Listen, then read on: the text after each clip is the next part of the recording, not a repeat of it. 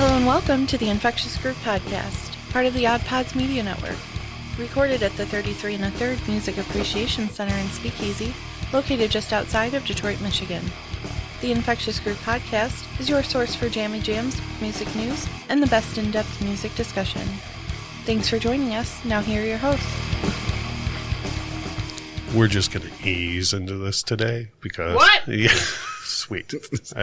It's better with the headphones on. I appreciate that I wish you have the what?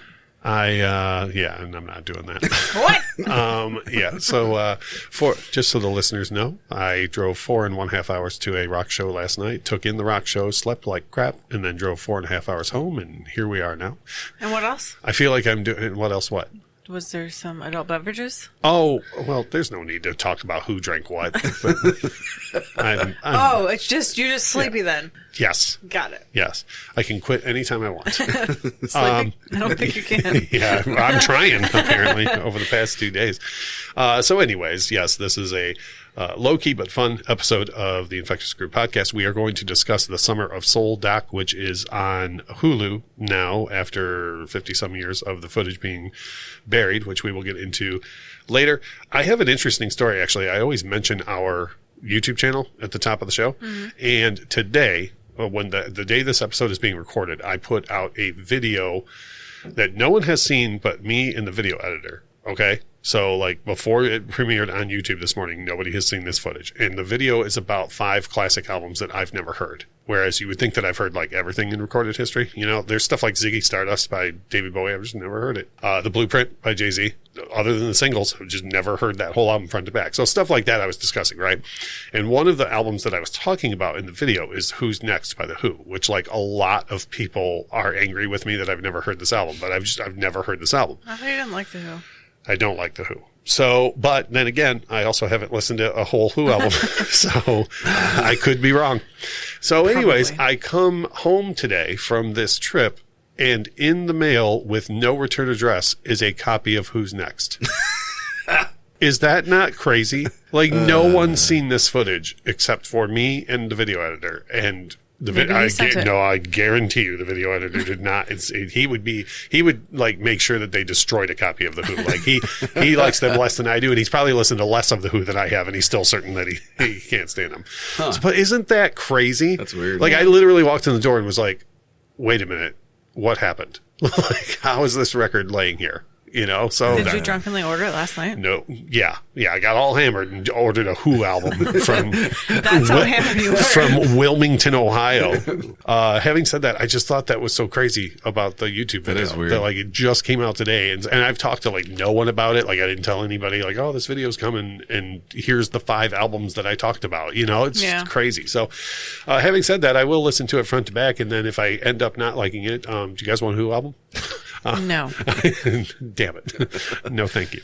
So anyways, I always plug the YouTube channel, but we have YouTube videos every Thursday and Saturday.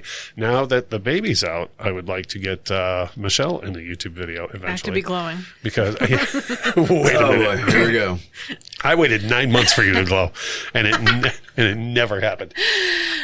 Having said that, we don't have much feedback from last week, believe it or not, but we do have a couple of things, so we will get into that. And feedback every other week is brought to you by our sponsor, Manscaped, and boy, do we have a new ad from them. Oh, boy. The Olympics, professional sports ball, and concerts are all back this summer, but you know what isn't? A wild and hairy bush. Team your bush with help from our friends at Manscaped. Their 4th-generation performance package includes the brand-new Lawnmower 4.0. Fix your gold medals up by joining the 2 million men worldwide who trust Manscaped. Go to manscaped.com and get 20% off and free shipping with our code GROOVE, GROOVE, GROOVE. The world is starting to open, and the Performance Package 4.0 is here to help you get ready. Inside, you'll find the Lawnmower 4.0 trimmer, Weed Whacker ear and nose hair trimmer, Crop Preserver ball deodorant, Crop Reviver toner, plus 2 free gifts. The brand new Lawnmower 4.0 is here. This 4th-generation trimmer features a cutting-edge ceramic blade to reduce grooming accidents thanks to their advanced skin-safe technology. The Lawnmower 4.0 has a 7,000 RPM motor, the ability to engage a travel lock, and a 4,000K LED spotlight for when you need a more precise shave. The package also comes with the Weed Whacker clipper to chop your worst weeds up top in both your nose and ears. After trimming, use Manscaped's liquid formulations. The Crop Preserver Ball Deodorant and Crop Reviver Ball Toner are the key to feeling victorious this year. Manscaped also threw in 2 free gifts with their Performance Package 4.0, the Manscaped Boxers and the Shed Travel Bag. Get 20% off plus free shipping with the code GROOVE at manscaped.com. That's 20% off plus free shipping with our code GROOVE at manscaped.com. I knew for sure the return of the laughing was coming with it too.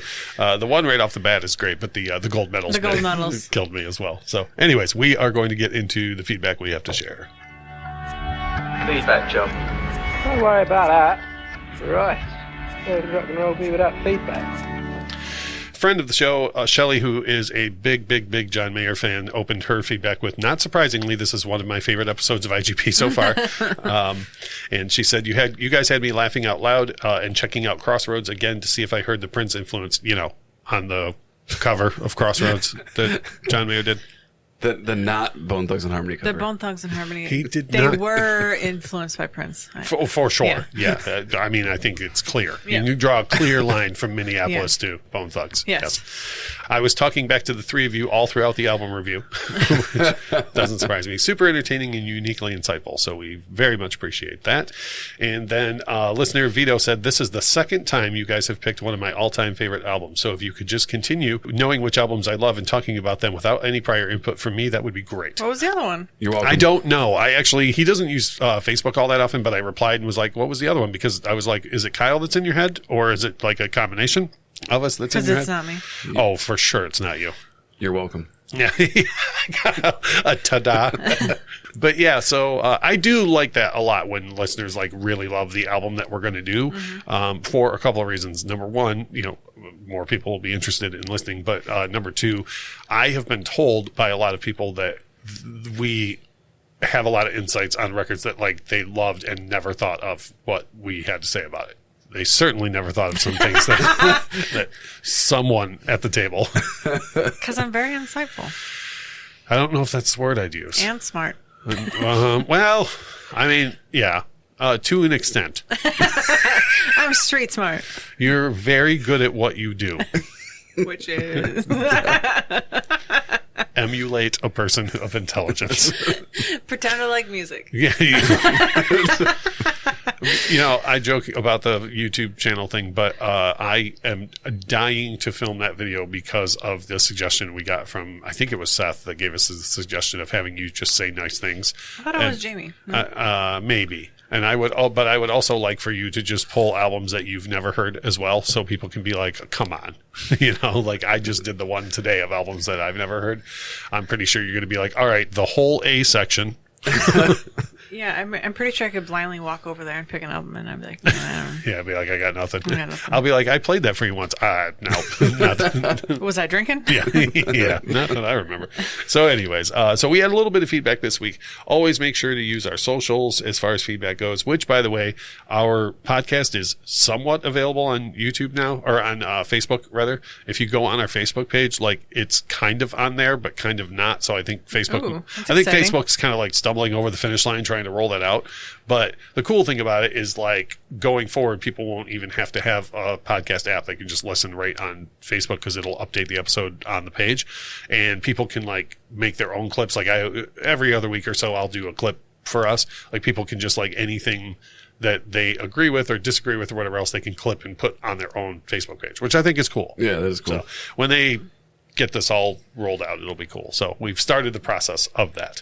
So anyways, you can use the social medias to get at us or leave a voice message for us at 313-364-9899. Moving right along. Our jammies. For my Jamie Jams, I have two wildly different things. One brand new album, one fairly new album. The brand new album is still the Leon Bridges' third album, Gold Digger Sound. It's just good. It's just real good. It's as good as I wanted it to be following the second record, which was asking a lot. Mm-hmm. So I've been listening to that. The other one I think is way outside of my comfort zone and something I didn't think I would like at all is Machine Gun Kelly's Tickets to My Downfall. Have either of you heard this record? Yeah, I dislike that kind of music. See, I generally do as well. This shit that's on the radio drives me nuts already. But I have not listened to the entire record. Well, I mean, it's more for that. So you're not going to hear it and have it change your mind. But here's my thing. I usually don't like that kind of music either, but inside of because I blind bought it after a lot of people were like, but just give it a chance. And I was like, okay, whatever, I'll blind buy it and throw it on. So I threw it on, and inside of like 40 seconds of the album, I was like, Travis Barker's drumming on this. Like that's got to be Travis Barker. There's two drummers I can pick out of a lineup, like completely blind, Travis Barker and Tommy Lee. You could have Tommy Lee play on Happy Birthday, and I would be like, that's Tommy Lee. Like I just know it when I hear it, you know? And, so I didn't have any idea that Travis Barker was on it or anything. And then I looked at the liner notes, and sure as shit, it's Travis Barker drumming. Yeah. So it's very Blinkish. It's way different for me than... I think my issue with it is I have a problem disconnecting MGK from what he was to what he is now. See, so it's like... I can totally see that. I'm like, what is this shit? Here's my thing with him. Here's my entire history of him. I know he's the guy that insulted Eminem. And then he played Tommy Lee. Yes. In the Crew movie, and then I heard this album after many people told me to buy it. And he's banging Megan Fox? Yeah, and very eloquently stated, by the way. I'm in a word sensitive, the way you said that. But yes, and I don't care, about that. But as far as that's all I know about him. Right. As far as the music goes, though, I could totally see what you're saying. Like if I had listened to all of that, and in some ways it can come off as very disingenuous too, where you're like, oh, really? You're just making that now? But like with Post Malone, whenever he does any type of rock stuff, it's so genuine that you're like, all right. And I think that it's different for him because he's been doing that he's kind of like been on the fence the entire time. Right. So I don't know. It's like when you get these people on American Idol where they're like, well, I'm going to try and do the country thing. And you're like, no, like you don't just try and do the country thing. Like you either are a country artist or not. Yep. So for me, my point being that I can totally see what you're saying. But for me, this was like the first thing I've really tried to listen to of him. And I was going in knowing it was a genre of music I don't even like in the first place. I don't want to name names, but somebody's constantly making me go to concerts of bands of that genre. Wait, so I would like... You would love this album, I think. So, I mean, it is... Challenge accepted. Yeah. Oh, Jesus. It's not going to be my review album for next week. Just FYI. So, anyways, Kyle, what are you listening to? There's a lot. Not Machine Gun Kelly. No, not Machine Gun Kelly. I did start out with Evermore by Taylor Swift. Oh, yeah. Oh, my God. You texted me about this album so much this week. Yes. I've been like, is Kyle lost in his feelings? I don't know what even got me listening to it again, but I was just, it's so damn good. Yeah. But beyond that, I know that I had talked about how Logic released a single called Vaccine a couple weeks ago. Well, sure as shit, he put out a whole album. Okay. At the time, you were like, I think an album's coming? Yeah, well, he retired, so no one knew. Right. But, he put out a whole album. You were stoked about the single. Yeah, the single is awesome. The album's called Bobby Tarantino 3. And it is, if you like Logic, it's more of what he does, which is okay. Because am I wrong? Didn't you say Vaccine's like a little different than what he was doing, or am I wrong on that? No, it's very, very Logic. Okay. He just is a very, very good rapper. But you mean that in a good way? Yeah. Like not when I say Buck Cherry sounds like more Buck Cherry. Like, no. Yeah. If you like his other stuff, then you're absolutely going to like the new album. Right on. And yeah. Sweet. There is also I seen some footage from Rolling Loud, and they had mentioned that Kodak Black had the best performance of the entire thing, and I was like, oh god, there's no way that's true. Right. So I watched it, and I had heard this song that I'd never heard before, and it's called No Flockin'. Mm-hmm. And so I was like, let's see. And I liked it in the video, and I'm like, okay, I'm going to put it on. And now I just have not been able to stop listening to it. Sure. Just over and over and over and over again. Good. And then there is a song by Pusha T that has Tyler, the Creator, in it. It's called Trouble on My Mind. Okay. It's not new. But goddamn, it's the same thing. Is there any chance they use a Sam Cooke sample in that? There's an old Sam Cooke song called "Somebody Come and Ease My Trouble in Mind," and I feel like maybe. Yeah. Yeah. I want to take a listen to it. See. Yeah. Now I'm curious. But damn, it's the same thing with. I just listened to it once because I was just listening to like Kanye West or something, and it just auto played, and I was like, holy shit, this is awesome. Any updates on Kanye's album, by the way? It's still August, right? August 5th or 6th, one of the two. Okay, but he officially has posted things now saying that was going to happen, but he always does. So that there's nothing official. I know I always make this reference, but back in 2002, yes, we were told an album was coming in the summer, and let me think, it didn't come that summer. Oh, it was 6 years later. That's right. Yeah. So I have no idea, but I am very excited to hopefully hear that. Right on. Well, yet again, I have not set Kyle up for diversity, and here he is with the diversity. I think the weeks that I say there's diversity, he's like, well, I'm cutting half of my list. I'm not even going to mention all of these. Was that everything you were listening to? That's I mean, that is a lot to be listening to. It's at least 10 times more than Michelle was listening to. I think I listened to Evermore like probably 10 times in the last week. Based on the amount of texts you sent me? Yes. Yes. It was like in the middle of fucking 3 a.m, and Kyle's like, you up? Yeah. I would like to talk about my feelings in Taylor Swift. Because I was not having it. Yeah, Michelle was like, get out of here with the talking about feelings. Go talk to someone who cares. She's like, again, the baby is out and the feelings are gone. You missed your chance. Yep. So it's the biggest thing that happens all week in everybody's lives. And I was told beforehand, hey, we might run long in the first half because I have more jammy jams than I've ever had before. Without further ado, Michelle, will you please share? I don't want to get the listeners overexcited, but I was told that there is 1.5 jammy jams this week. Yes. And was there a possible third? There could have been a third. Okay. But there's not. Okay. I had meant to listen to some stuff. Sure. It's been on my list of things to do, and I listened to one of the 2 songs that I That's wanted to listen to. That's probably my favorite thing about the music podcast is when you mean to listen to something and then you don't. Yeah. Yeah. So I put it on while I was working, and then it never made it that far. Wait, why did you have a specific goal of something to listen to? Because I wanted to listen to these 2 things. You wanted to. Because I'm supposed to listen to music every week for this thing that we do on Well, you're supposed to listen to music every week in general. I thought that's and then also for the podcast. Yeah. Yes. So Ex-Ambassadors have a new single out that I surprisingly like. It's called Okay. Why is that a surprise? You have not liked anything from them before? They're there for me. Okay. They're, I feel like a surprise for you would be you being like, the Chainsmokers put out a song I like. Or 21 Pilots. Or that's a better one. Yeah. I get random complaints from you. Like every 3 months, you'll be like, "Damn it, 21 Pilots." I'll be like, "What'd they do? They just exist. I hate them." Did you forget about them because they suck? Sorry. So you haven't loved 21 Pilots. You haven't loved anything Ex-Ambassadors have done before, but you. It's like I like it. It's like catchy. It's on the radio or whatever. Is this the half jam or the full jam? No, this is the full jam. Oh my. Okay, boy, I'm scared for the half one now. So, I just want to say that Wild Rivers, who I do like as a band as a whole, put out a single this week, and it's been on my to-do list. It just hasn't made it that far. Okay, so I'm going to put it on the playlist so that people can listen to it. It's called Weatherman, but I like everything else they've done, so I'm excited to listen to it. This is the second time we've had pre-jammy jams. Like I'm gonna get to listening to something. And then people will be like, was that ever a jammy jam? Oh, no, it never came up again because I turned out I didn't like it. So those are the 2 things that was my 2 goals for the entire week, and I only did 50%. So sorry. Sorry, guys. Well, it's not all about ratios. I kept the baby alive. That's good. You're the second person on the show to make reference to you keeping the baby alive. One was a listener, and the other is you. And I just want to say I have a base level of expectations for you regarding the baby, and I feel like alive is the basement. So that's what I'm saying. So that's my jam this week. Is keeping the baby alive. Is that the half jam? Yeah. Fantastic. Okay, well, as usual, that's the roller coaster ride that is Michelle's Jammy Jams. So we are going to take a quick break. When we come back, we are going to discuss a lot of good things, and I'm told some negative things regarding the Summer of Soul documentary that is on Hulu. You are listening to the Infectious Groove podcast on the Odd Pods Media Network. We'll be right back. Welcome everybody to the Potaskew podcast. I am... Whoa, dude. No. This is our promo, not the show. I'm Rico. Oh, sorry. I'm CJ, and we're the hosts of the Potaskew podcast.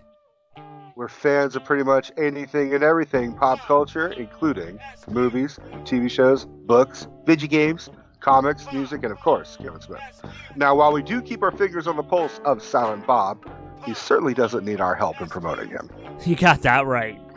We do our own thing, with inspiration from the man himself and his mantra of why not. We've got stories about celebrities, we've interviewed theories of our own for certain movies, and we can usually tend to have a great debate about anything. We also do commentaries on movies. Sometimes we ask our fans what they want to watch with us. So if you love the timbre of our vocal cords and want to watch a movie at the same time, give us a listen. Stay tuned every Monday, there's always something new. And if you've been good this year, we may even give you a bonus episode from time to time. So please be good and subscribe to and enjoy Potaskew, founding member of the Odd Pods Media Network. I'm Midnight Agent Raw. And I'm Okami. We are the Super Media Bros Podcast. And each week we give a comedic take on all forms of entertainment such as Movies, music, video games, television, and much more. So put your shades on and listen to us on Apple Podcasts, Spotify, or wherever you listen to your podcasts. Shades on. we're off.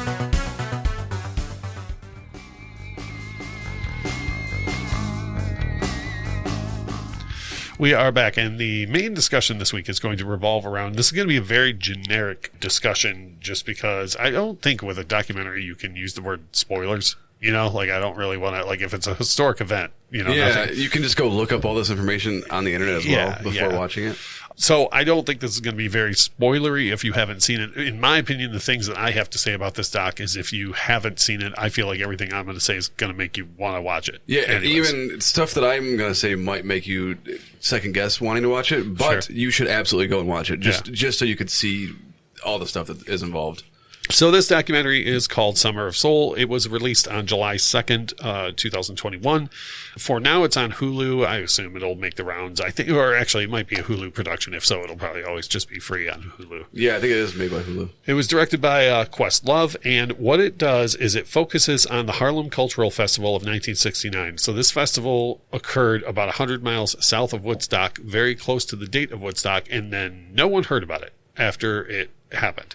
And from what I can tell in the film, the reason why the whole festival was filmed by CBS with the intent of airing it, and then the space race happened, and they were kind of like, well, who cares about that footage? And then it just sat around forever. So I know before we went on air, Kyle, you were talking about something that didn't occur to me until you mentioned it, but surrounding they don't really cover how the footage was found. They're just found it. That's part of my issue with the entire thing is the context of how things occur. Like it's very much just all over the place, and nothing is really ever explained on how this came about and this and that. And that's my main issue with it. But yeah, they just found this footage in a basement. Whose basement? Where at?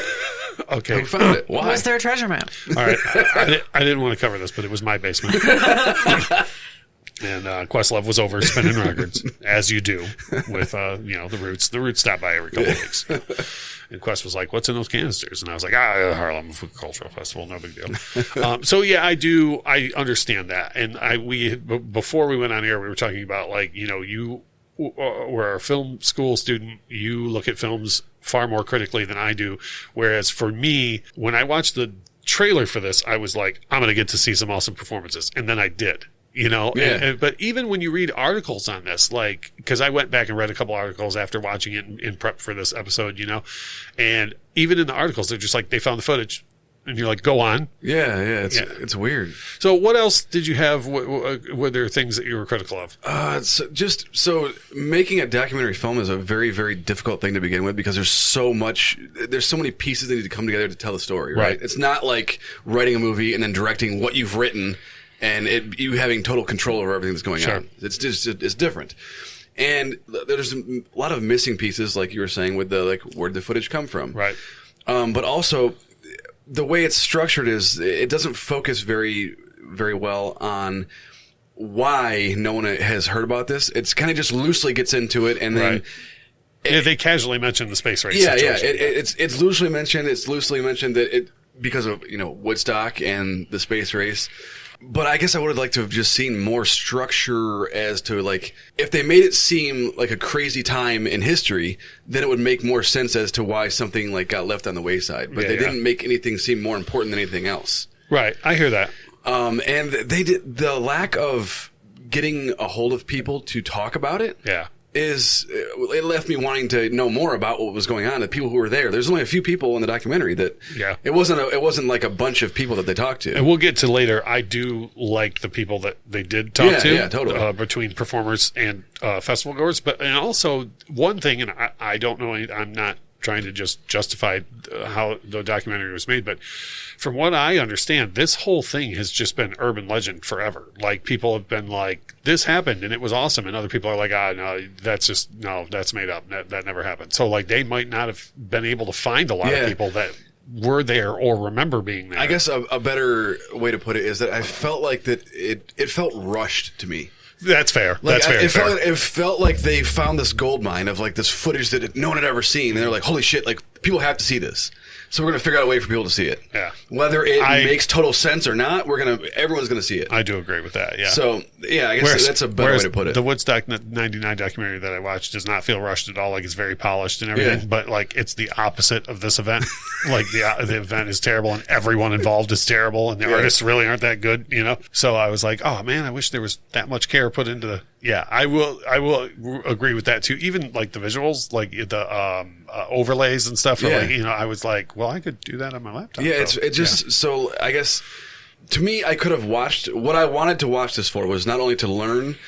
I guess that was lacking as well. As I don't feel like I learned that much about the entire situation. Yeah, I get that.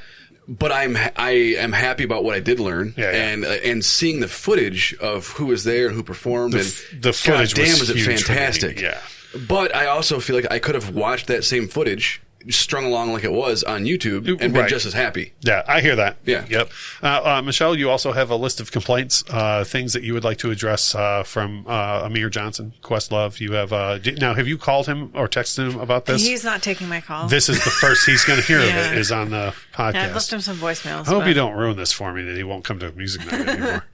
I have very similar feelings to Kyle, but I feel like it could have been a concert movie, or a documentary, but it doesn't do both. It doesn't do like I wanted when I watch a documentary. I want to learn things. I want to like go around and have like information to spout at people and be like, "Did you know this?" And I felt like I just came away and was like, "There was a thing that happened." Like I didn't. You are an information spouter. Yep. Yep.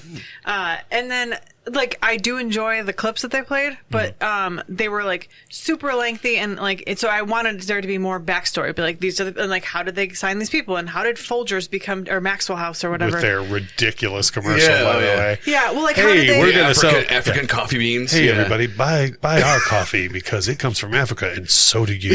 Like Jesus Christ. Like how did they pay for it? Like how did they get this sponsor? Like how did they pay the artist? Did some artist do it for free just to do it? Like I wanted to know all this stuff. This argument is squarely directed at you. Okay.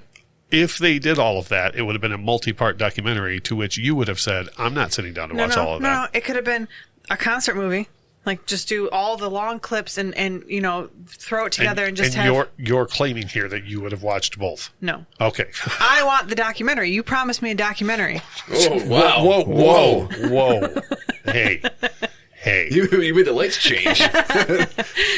Yeah, so like I wanted to learn things, and I just felt like I was left very wanting. Like I learned very little, and I just like the concert footage was cool, but that was it. There was like there was information that was lacking, and I if I had time, I would have to go and Google stuff to figure it out. Like I should have been given that information. You've never Googled anything for yourself ever. You would have had to have asked Kyle and I to Google things for you. Yes. Yeah.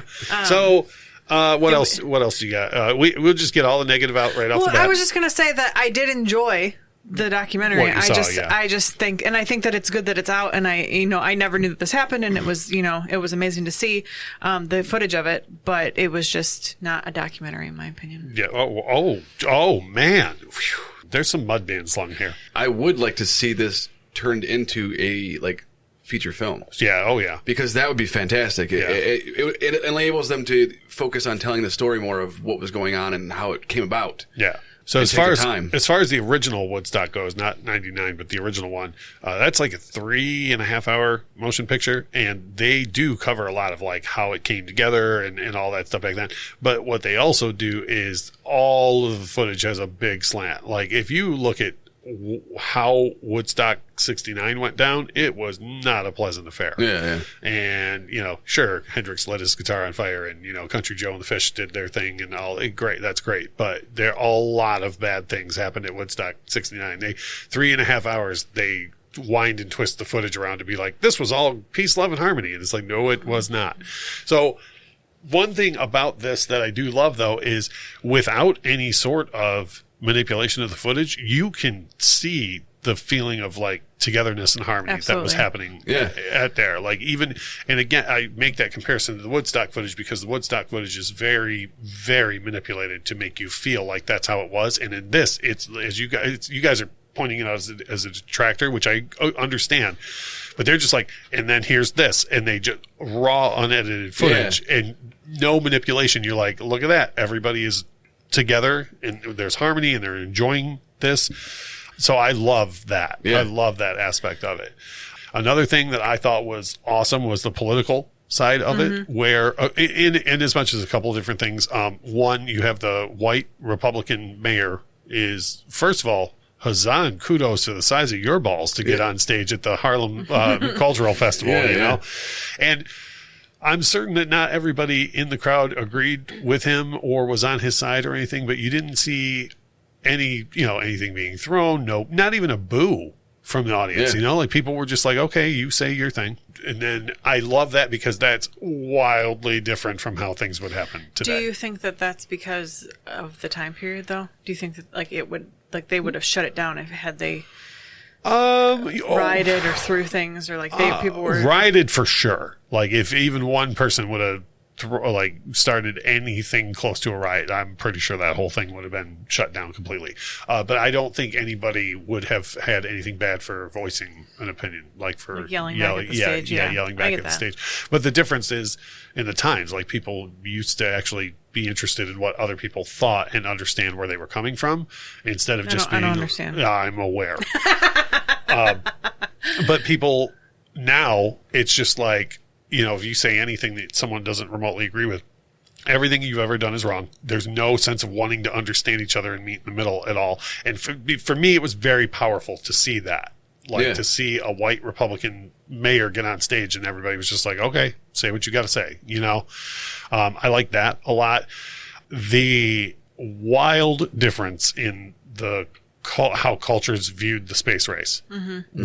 For me, that was brought way more to the forefront than it ever has been for me in my life. Like, I've never thought about what Black Americans thought about the space race, other than Gil Scott-Heron's Whitey on the Moon. Yeah, because, I guess we're taught that everyone cared about it so much. And that's just not the case. Yeah. Well, and then the footage is done really well in that section. I think that section is probably more what you're looking for. Yeah. Right? Yes. Where, they talk to Joe, white guy, and he's like, boy, we went to the moon. Hooray. Yeah. And then they talk to a black guy, and he's like, I sure wish my family could eat. Yeah. Instead of being on the moon for no reason. And then they cut back to a white guy, and he's like, the moon, though. And they cut back to a black guy, and he's like, but the food. Like, could I, have the food, please? So I don't, I've never had an experience with any Black American that I've talked to about it where they've ever brought up how much the space race was a cultural divide. At least to me, in my experience, I've never had that conversation, And when you watch that, you're like, well, that's why Gil Scott-Heron was speaking on behalf of everyone, you know? I remember the very first time I ever heard Whitey on the Moon, I was in a record store like 10 years ago or so. And they were just playing the Revolution Will Not Be Televised album front to back. And Gil Scott-Heron, his music and his poems are awesome. And everything that was playing, it wasn't lost on me, but I was just like taking it in. And then Whitey on the Moon, I literally stopped what I was doing and was like, whoa. Like, I need to go buy this album right now because of this, and I mean, he's got other masterworks on there as well, but that in particular. And then I just never really thought about it again, until I watched this, So how did you guys take that? Were you surprised by it as well? I know in other aspects, I mean, there's all sorts of stuff you can get into, like 4th of July and stuff like that, but there's a very huge cultural separation regarding that. And learning about that and knowing all that stuff now, that it didn't surprise me that there's a disconnect there. Yeah. Because there's a disconnect almost with everything involving stuff like that. Yeah, as far as how, I guess, what the government as a whole is spending money on. It's really hard to care about. It's really hard to care about something like that when you're not being taken care of. Oh, yeah. So it's not surprising. And I would argue that white America at that time wasn't really in the best spot, but people were still claiming that they were. Yeah. And I feel like the space race was meant to be like, no, we're still good. Yeah. You know what I mean? And Black people were like, well, we weren't good in the first place. Yes. And so now you're doing this, So how did you take that, Michelle? Was that a surprise to you, the whole cultural difference on the space race? Yeah, it was, because you're taught in school that, that going to the moon the was moon, this hooray. amazing, and you don't ever hear about how it could have been negative to anybody. Right. And so, and I've heard Whitey on the Moon, and like, yeah, you're right. That this is the first time where people are like, but me though, like I can't afford to live my life, and we're dying, and it was stunning to me, the difference. Yeah. Like, and again, I gotta be, I hate to harp on this, but the whole thing that we go through now where no one wants to listen to anybody else, and these folks were just stating their opinion. Like, it wasn't like, oh, this is the worst thing that's ever happened, and F you, and like, they were just like, but you should hear our side on this stuff. Yeah. Like, very respectful way to go about it, instead of just being like, oh no, all white people are wrong. Yeah. And I guess I wish I got the idea that it was very, very homegrown, like the one guy who started the entire movement of the thing happening. And I know that it was Folgers, right, that was involved? Very much. Okay. Don't you know their beans come from Africa? I couldn't remember if it was Maxwell House or Folgers. I think it was Folgers. Yeah. And I understand that they were involved and they probably put money into it a little bit, whatever. But it seemed very, very done by them for it was just very homegrown. Yeah. And that's what I liked most about it. And I wish they would have gone into that more. That this wasn't. We didn't have all these corporations involved in this shit. We did this ourselves. Yeah. I agree. And look who we have. Like, we have all this talent here for all of you guys. It costs $0 to get into this thing. So you also would like a word with Questlove? Yes. Okay. Just when I see him again, I want to let him know. It's free to come see. Then there leaves the whole of like, well, how the hell did these artists volunteer to come do this? Yeah. Did they get paid? Yeah, that's true too. Yeah. Who knows? Because it makes a difference. If you get paid to do something, you're doing your job. If you come and volunteer your time and do something, it's for a cause that you're going toward. Yeah. No, I agree. So it's a little bit different, but like the whole thing, I just liked the independence of it. Oh yeah, it's very much. It's just awesome. The next point that I had that I want to talk about ties into what you're talking about. The display of raw talent. Yes. On that stage is ridiculous. And I like how all the people they talked to, they were like, and then did you know these other people on there? Like the people, like very talented artists were like, did you see that so-and-so's on there too? And like, I got to watch them while I was there behind the stages, and it was amazing. Like, and they just all appreciated each other, and that was awesome to hear. Yeah. And one of the more powerful moments in it for me was when they covered where the Reverend Jesse Jackson was with Martin Luther King, and they were about to say grace, and he wanted to hear this Mahalia Jackson song, and then he was assassinated right after he was like, well, let's say grace to do that. So Jesse Jackson said grace and then had actual Mahalia Jackson sing the song that Dr. Martin Luther King wanted to hear, which I thought was so powerful. Like, I just, wow. And it's one of those things where Jesse Jackson is one of those people that looked exactly the same for like 40 years. I was like, how is this like, I could tell instantly who it was. Yeah. I was like, wait, was he born at 30? Yeah. And so other than that, the raw talent, like we would be remiss if we don't discuss a 19-year-old Stevie Wonder. Oh my God, that was amazing. Murdering it. On the drums too. Yeah. Oh my God. Yeah. Well, I like when he sits down and just doesn't care what the tempo is. Yeah. He's like, we're changing the whole tempo right now. Yeah. Tempo, Michelle, is the speed of a song. Shut the fuck up. I'm going to start I was in the band, man. In every episode. No, you were in high school band. The band. You were not in a band. No, I didn't say a band, the band. Also, I want to be clear that Guitar Hero is not a band. I used to play the drums in Guitar Hero. I'm very aware that was Rock Band. That was Rock Band. So, but I like how Stevie just sits down and is like, well, we're playing this beat now, and then crushes it, and he's 19 years old there, I mean, the guy is about to record like Music of My Mind, Songs in the Key of Life, Intervisions, and that's all rattling around that guy's head while he's sitting here doing this, Gladys Knight, the Pips, I thought murdered on stage. Like, and Gladys Knight is one of those people, I feel she is crazy underrated. Mm-hmm. You always hear about Aretha. You always hear about Diana. In the modern day, you hear about Whitney and Mariah. Nobody talks about Gladys Knight. Yeah. That broad can sing. Yep. And her stage presence, by the way, out there. And I love the Pips just doing the classic, like Motown moves and all that stuff. But her stage presence, like that woman's just standing still and the whole place was like just staring at her, like that's killer. Sly and the Family Stone. Dude, look at those mutton chops, man. I didn't realize, I guess before this, I didn't realize how big of a badass that guy is. Oh, okay. But he that was fantastic. Years later, Sly Stone sold out Madison Square Garden for his wedding. Like he sold tickets to his wedding? Yes. How do I do that? yeah.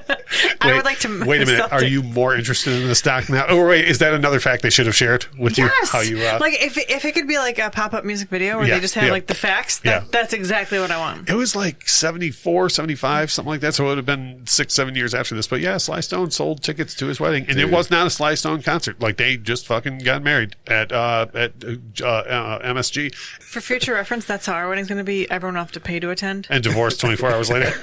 Maybe. And then we do it again.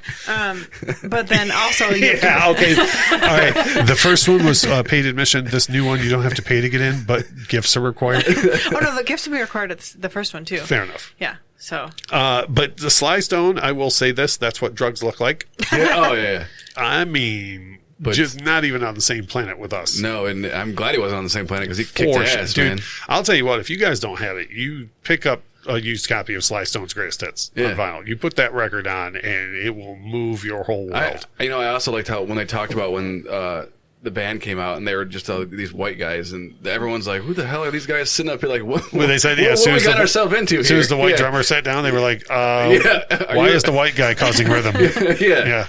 And I love, but again, though, it speaks to the open mind, right? Like people were like, okay, prove it to me. And then he did, though. And they did, and they were like, hell yeah, bring it on. Yeah. And that's Sly Stone, like, again, much like Stevie, like Sly's about to do great things. Mm-hmm. You know, I mean, he had already had a couple of big numbers that they do there, but like, Sly was just about to do some amazing things. So the fact that they're on there, and it speaks to the motivation, too. A lot of those folks that probably could have been an exposure thing. You know, like Sly, like get out to more people, you know, like, oh boy, I'm about to kill it. Mahalia Jackson, I talked about, like, I've heard a lot of recorded Mahalia Jackson. I've never seen her sing live, so that was amazing for me to get her to sing, to see her actually sing live was awesome. B.B. King just showing up and playing the hell out of the blues, as you might imagine. American, by the way, Michelle, B.B. King. I feel like it's just guitar players. I should let you know who's English and who's American. I appreciate it. Yeah. We actually, sidebar for the show, we have a group chat that we're in, Michelle and I, with friends who are not part of the show. It's just a regular friend chat. And every time I reference a musician, I'll be like, so-and-so, who is American or whatever. And I feel like people in the group chat are like, why does he do that to her? I think you need to put in parentheses, like the country, like the initials of the country. Sure. Like FR for France or whatever. Yeah. An asterisk. And well, maybe I'll just start putting group texts in there, and then with asterisks, and then at the bottom, I'll have like the legend for everything. Yes. B.B. King, though, and then for me, one of the biggest ones, and I don't think a lot of people even really know much about this group anymore, but the Fifth Dimension. Yeah, dude. Just killed it. Yeah, they sure fucking did. Just killed it. And the Fifth Dimension leads to one thing that I loved about the doc was watching them now get to see the footage for the first time. Yes. And how much they were all praising, like Michelle said earlier, the other artists and like what they did. But watching Marilyn McCoo tear up watching herself at that festival. Was that the ones who they were like, people always ask if we're white because we sound white? Yeah, they very much got the Whitney treatment where like about 3 albums in, a lot of the black community was like, oh, okay, well, Whitney just wants to make white pop music. And they kind of shunned Whitney. Well, not kind of. They very much shunned Whitney. Like Whitney Houston won either a BET award or a Soul Train award for a song off of her third album. And like the whole crowd booed loudly. That's not very nice. Like on... That's astute, Michelle. That is not very nice. But the Fifth Dimension was very much the same way, where people were like, and again, a testament to the openness of the crowd. Like, as soon as they came out and started singing, people were like, this is that white people music, you know, but they were open to it, you know. And I still, their version of the hair medley, Aquarius, and all that, cool. So cool. The story behind that, too, is awesome. Oh, my Lord. Yeah. I wanted more of that. More of that through the documentary. You got to talk to Quest. I'll type up my notes. Yeah, he's going to want that, I would assume. Yeah, from what I understand. PowerPoint presentation? Yes. I think one of my favorite parts was the when Nina Simone came out. Oh, God, dude. Yeah, her presence just is... It's totally different than anything. Nina Simone will just stare at you and you're like, I did something wrong. Yes. Yeah. She's very, very commanding, and God damn it, she's just great overall. There's a documentary on her that's fantastic as well, by the way. I should look. It's What's the Problem, Miss Simone, or What Happened, Miss Simone, something like that. Anyways, it's fantastic. It's usually rotates between like Amazon Prime and Netflix. Like you can find it on one or the other easily. It's always on one or the other. So I guess for me, I did tell y'all to watch this, and I've told many other people to watch this documentary. Wait, I have one more thing I liked. Oh, I'm sorry. Oh, yay. Something else you liked. I liked the gospel portion where I don't remember the band off the top of my head, but they were singing and they were saying they wanted to bring music, and then that was the way to preach about Jesus and whatever to people, and they wanted to make it fun, and then they went back to church, and their church was like, no, like that's not a thing, like you can't do that. And like they felt very, they didn't fit anywhere, but they still went out and did it, and I just felt like learning that stuff was like amazing, and then seeing their performance and the crowd, how they responded, and all the way up to the 80s, that was still, I don't want to say taboo, but it was like, just today I was listening to U2's version of I Still Haven't Found What I'm Looking For from the Rattle and Hum album, and where they brought a choir out to do the song. And I Still Haven't Found What I'm Looking For is a very religious song. Like you are, I know people that still are like, really? That's religious? Yes. Like, the song's very religious. it's in the title. But even when they did that, people, even and that record came out in 88, 89, something like that. People were still like, oh, really? With the choir? Like it was, for some reason, that was always a thing. And Elvis was always very heavy into gospel. And obviously a lot of the black artists were very into gospel. And for some reason, if you ever talked about it in public or merged the two, that was the attitude. Like, oh, you can't do that. And I'm not a very religious person, but just seeing people going out there and like and doing what they love. It just took you a minute when you were talking about a gospel choir where you were like, and they were talking about Jesus. Like, so no, everyone knows you're not religious. Yeah, Jesus. You're like, who were they talking about? Oh yeah, Jesus. Judas? No, Jesus. I did like how they they kind of got into the black church thing where like people who see footage who aren't black of like a black church service are like, holy shit, like this is crazy what happens in here. And they kind of explain why, like that was their way of feeling good and getting away from the oppression. And their one place that they could do that, it was there, and it kind of touched on that. I was like, holy shit, that's amazing. Like, yeah. That's, there's no way to say this and not sound like a jerk, but I don't mean it this way. That's very surprising for me that was a takeaway for both of you. Like, I would think that both of you would have been like, okay, well, yeah, that's it. That happened. Like, you know what I mean? I think that's great. Yeah. That both of you are like. I appreciate people go out and stand up for what they believe in. Yeah. You just not so much with Jesus for you.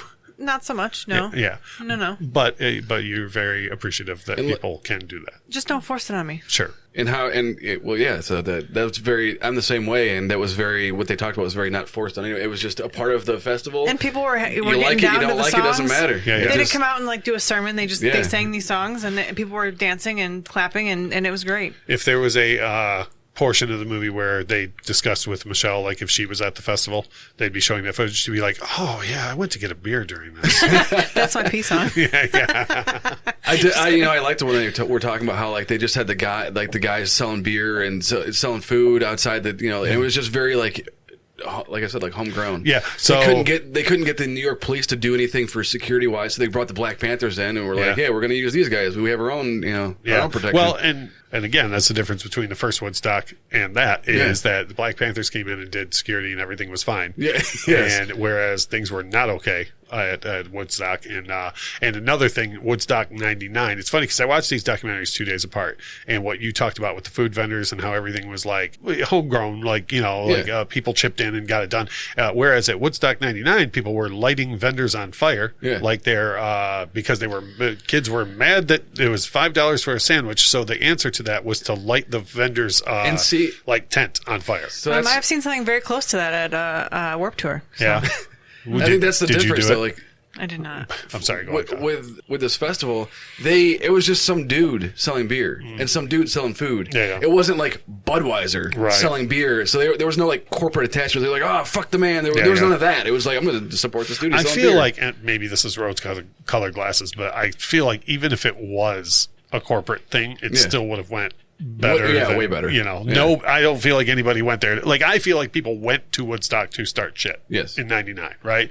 Whereas I don't feel like anybody that came to this Harlem Cultural Festival, if you're standing there and they have the nerve to run that Folgers commercial, you got to be like, this shit right here.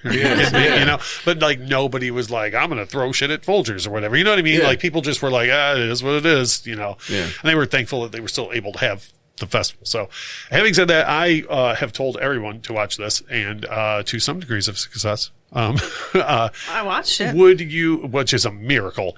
Speaking of Jesus. You didn't tell me it was 30 minutes over my 90-minute. Yeah, that's my bad, dog.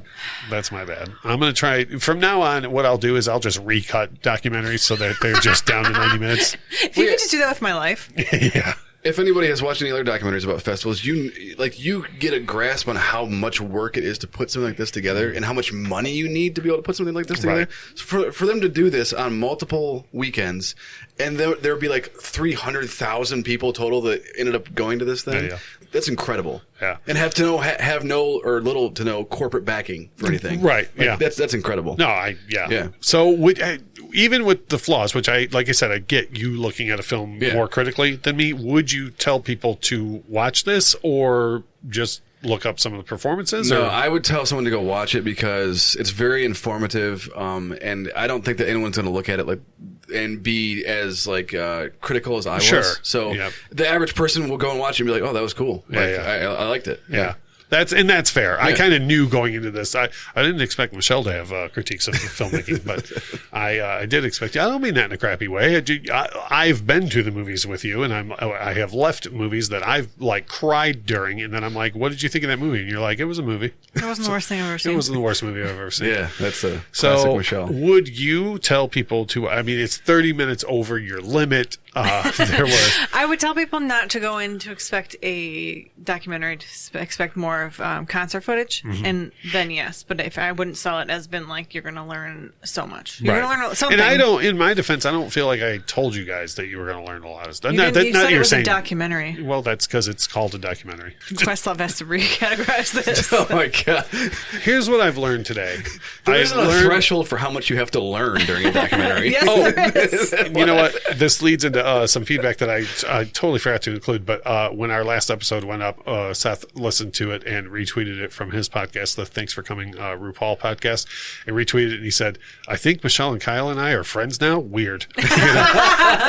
Which leads me to my point where I feel like, Michelle, you must have to have a running beef with someone. So now that the Seth beef has been squashed, now you have to have a problem with Questlove. Yeah, I can't just be happy. No, Michelle, no peace. Yes, there's just I can't. It's not in my genes. Yeah, I've heard. Yeah. So for me, I would definitely tell people to watch it. I totally hear your guys' criticisms of it. I do feel like definitely it should have been a series or at least a two-parter. Yeah, or something I would have those watched lines. a multiple episode thing if they went further into it. For me, for the scene involving Jesse Jackson and the Fifth Dimension performances alone, I would tell people to watch this. And then as a bonus, you get to see Stevie and Mahalia and everybody else. Yeah. So I liked it a great deal. You guys did overall, but I get the critiques.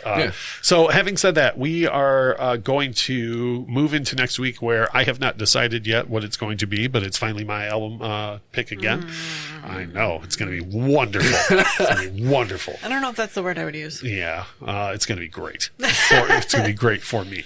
I will throw up an album next week for Kyle and Michelle to listen to, and Michelle will prepare all of her hate for it. And I'm already getting mentally prepared. Yeah, good. And hopefully, when we get to recording next Saturday, you're not like, okay, I meant to listen to this. Like I read the track listing. I can critique a lot from that. What do you think about track 4? It sounds great from the title. Sounds like a banger. I bet that's a great song just from the title alone. Well, what did you like about it? Oh, I didn't listen to it. So. I liked the drums. Right. Yeah. Sweet. That instrumental track with no drums. Sweet.